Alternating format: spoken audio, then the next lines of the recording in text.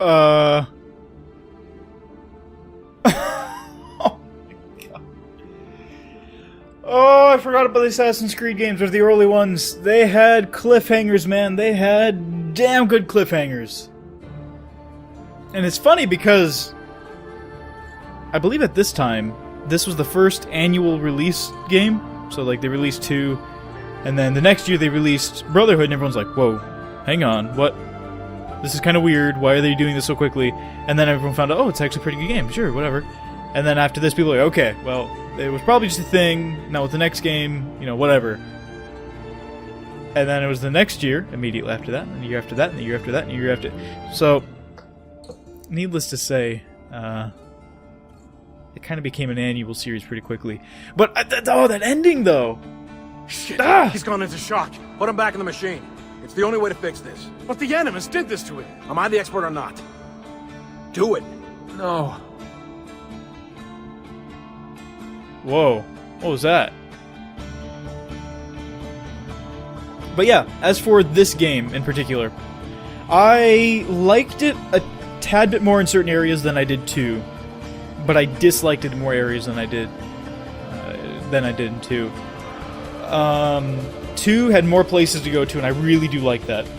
More exploration, I really do like. However, I really liked this game because it had fewer, it had a lot of collectibles, but it had fewer numbers of each collectible, if that makes any sense. So we only had 6 keys to get from each of the Romulus layers. We only had 24 viewpoints. We only had 8 or 10 Borgia towers, or however many we had, I don't remember. But yeah, it had fewer numbers of those. I still absolutely hate the dumb blocks, like the memory blocks. Like, it won't let you go past a certain point until you've played it up to a portion of the game. Because if there's, if I want to go do all the viewpoints at the very get-go of the game, let me do it. It doesn't matter. If I can't get to it because I don't have a tool, let me figure that out on my own. Don't block me from that. And I still hate that the game does that up to this point. Now, I don't remember if they removed that in Revelations or 3, and I don't know if they removed it in 4, Rogue, or Unity yet, because I haven't played those yet. But yeah, this game as a whole is pretty good. Not as good as 2. 2 is still my favorite. But I really did have a good time with this. Now, what am I doing with the series? I'm just going to jump right into the next game, more likely than not. It's probably going to be a couple days because I'm going to have to sit down and edit all this, of course. But I'm pretty much just going to dive right into the next game. So, hope you guys are wanting more Assassin's Creed, because probably for the next few good months, it's just going to be Assassin's Creed will be a constant series on the channel.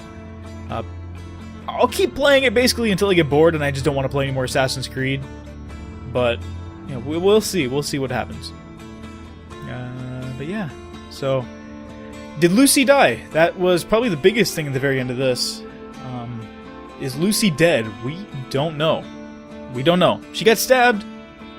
That's what Juno, that was the woman we were talking to, the thing we were talking to, she was alluding to the fact that there had to be some sort of give and take. Had to take a life to give lives or something, so Lucy had to go. Sadly, the love interest is now gone. And as you heard at the very end there were some people saying someone was in shock, possibly Desmond, maybe Lucy. Maybe Lucy's in shock, but it said he was in the Animus, so it's more likely than not Desmond. But who were those other voices? We don't know.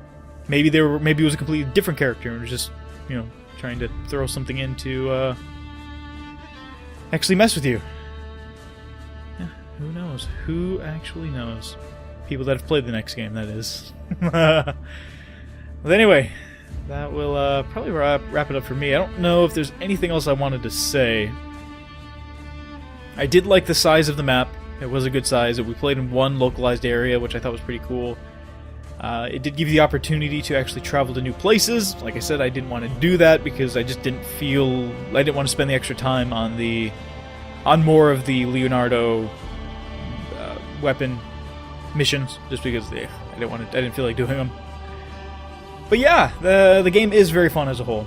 And if you are, as a person, don't care to get the full, you know, Assassin's Creed experience, like the story, and you just want to play just to have fun, I would say at least play number 2, because number 2 is probably one of the best ones, and this one. And you can try the first one, just because the first one did start everything, but it is getting fairly dated relatively quickly.